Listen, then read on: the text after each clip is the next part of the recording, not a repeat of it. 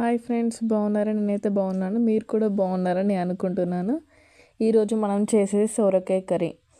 చాలా ఈజీ, ఒక 10 మినిట్స్లో చేసుకోవచ్చు. ఇలా చేస్తే ముందు ముందుగా ఒక ఆయిల్ పోసి 2-3 టేబుల్ స్పూన్ల ఆయిల్ వేసి, తర్వాత జీలకర్ర ఆవాలు వేసి, మనము పచ్చిమిర్చి కట్ చేసి వేసుకుంటాం కదా, కానీ ఈ సొరకాయ కర్రీ అనగా మరియు బీరకాయ కర్రీలో దంచి వేసుకోవాలి. అప్పుడు చాలా టేస్టీగా ఉంటుందన్నమాట.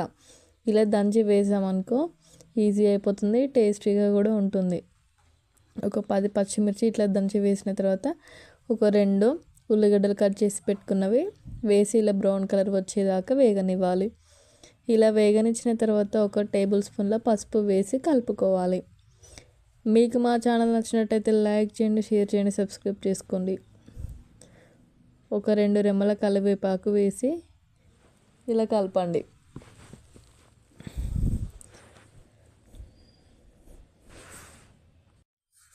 ఇలా పసుపు వేసిన తర్వాత మనం కట్ చేసి పక్కన పెట్టుకున్న సొరకాయ ముక్కలను వేసి కలుపుకోవాలి. కొంచెం అల్లం వెల్లుల్లి పేస్ట్ వేసినా కూడా చాలా టేస్టీగా ఉంటుంది, అది మీ ఇష్టం.